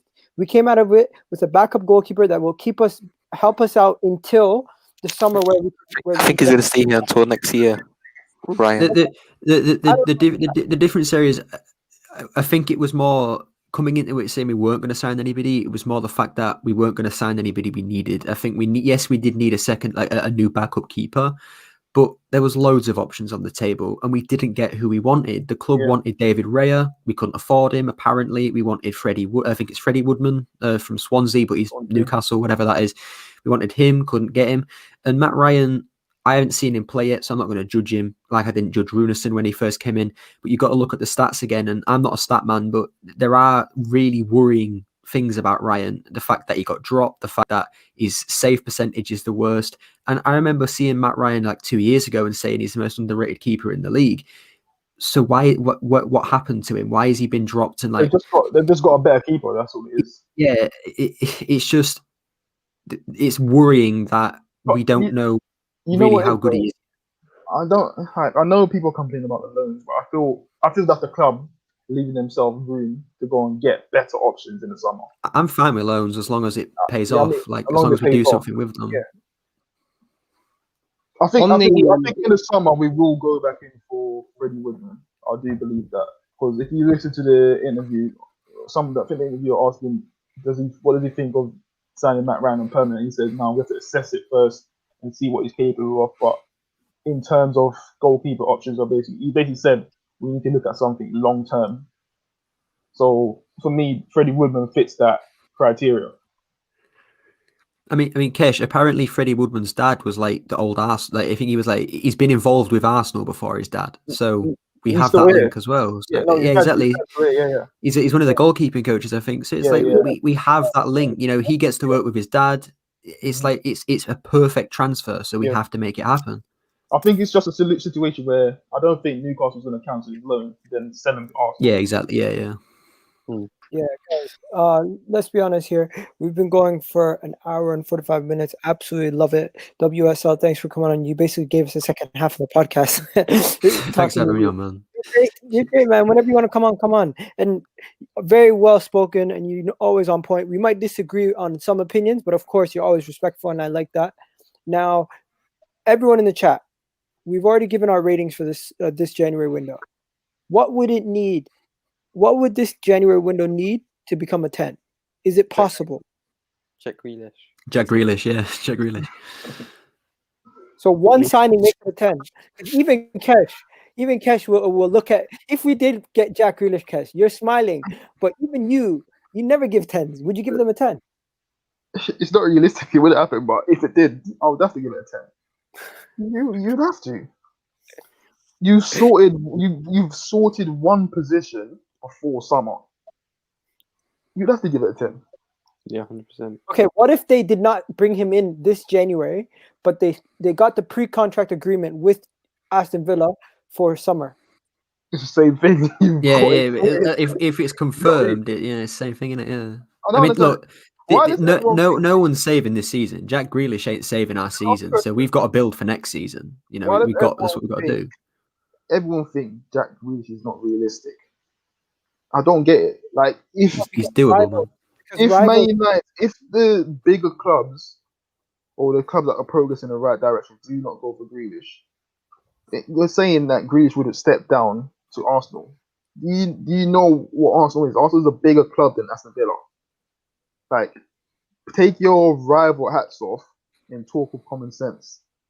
Yeah. He has more chance of playing European football with Arsenal than he does Aston Villa as well. If they don't he has more chance of breaking into the England team with Arsenal than he does with Aston Villa. Yeah, exactly. Right, that's the same thing you said. Why would Partey choose Arsenal? Like, Atletico Madrid is in the Champions League. They're 7 points clear of the league. Like, why would he have left in the first place? There's obviously we pulled him in for some reason, and we don't know what it is. But the club has that pull still, so we've just got to rely on that. I think the biggest thing as well with Grealish is he said it himself. His favourite place to play in the Premier League is the Emirates. There's a reason for that, because the Emirates is the best stadium in the world. And again, we're looking for a captain. We know this. Aubameyang's getting old and he's not a captain. So why can't he compete with Tierney for that? And he is an Arsenal fan growing up, right? I think he was Villa, but he had like a special thing in his heart for Arsenal kind of thing. But I think he's always been a Villa boy. You know what it is. People have their second teams, I guess. Egal, Yeah. is this been your longest ever stream? No, I've done streams for like 3 hours. I'm longer than this. So. Yeah, my UFC streams are like fucking 5 hours sometimes. I agree. Anyway. I agree with that. Which I one? agree with that. Bro. He's a flying wingback. He's not a fullback, bro. He's not. So we gotta imagine if we buy Lampard, he comes to our team and he turns into Ainsley Maitland-Niles 2.0. I'll be fuming. Honestly, go and get a right back who knows how to play the position. I don't want to take no risk playing someone who's played in a back five or whatever, and he's got a fullback that can push out wide and cover him when he's exploited. Wing back is totally different to playing right back. Honestly. Just to quickly say what Nasir said, I'm presuming he's a Liverpool fan because the LFC, yeah, we're not a big club right now, but weren't you guys like not title winners for like 35 years? Like, what's made you get so big for your boots recently? Like, 35 years of nothing, mate. Like, calm down. You know, I mean, we'll be back one day. You know, wait for it. That's what I mean. People take things without context. Like, he's not saying Villa is a step up as in the club. He's saying it's a step up for him because he's playing first team football, which he's not played first team football. How old is he now? 26. So he's not played first team football ever. The one thing Martinez wants, his biggest goal in football for him is to be Argentina's #1, and he's not going to get that as being second of Arsenal. It ain't going to happen. So he knows for him it's a step up. Yeah. I think that whole Martinez deal was. I think that whole Martinez deal was forced upon Mikel Arteta. I think personally, Mikel Arteta would have been stupid not to give Martinez the #1 jersey after the games that he played, and I just think he was forced into selling him in order for us to get a bit of transfer funds together. Yeah, he came back at UWSL. He said, "We took a break, and you still didn't catch up." I don't care. You were title title winners last year, man. Like, I don't. Ignore me. He wants this. He wants a reaction. Leave it. Yeah. Liverpool fans, man, they just got to get salty because they lose to Man United. Like, exactly. Big club. We're still a big club, just a very average team. That's all it is. Average team with an average board. Mm-hmm. Yeah, man. You know, Jack Grealish, this is that, everything. The board need to take action. And you know, one thing that's on our side, guys, the English quota. And if the English quota is something that they need to fill, might as well go get the best English player out there. And in my opinion, that player is not Harry Kane. It's not Sancho. It's not Sterling. We all know who he is, and he's all the way in Birmingham. Anyway, so yeah, guys, it's been an hour and 30 minutes of football chat. You know what it is. We're gonna be back tomorrow with the watch along for the game. Thanks for coming on, Brendan. I know you got a little one and she's probably sleeping, but you stayed on for an hour and a half. Appreciate that. Kesh, been off work. Time to chat. Enjoying it, man. Enjoying it, bro. Yeah. You already know you're quiet half the time. You need to speak up a little bit more. I'm knackered half the time. I'm knackered. I'm actually knackered right now. And WSL, man, thanks for coming on. Just stay on a little bit after we end the stream. Big up to everybody. Thanks for coming on. Have a great day. We're going to end the stream right now. And if you guys want, do me a favor, rate the show out of 10. Tell me what you guys thought about the show. Put a thumbs up if you liked it. Put a thumbs down if you didn't like it. And put a hand if you thought it was in the middle. Anyways, we're out of here, people.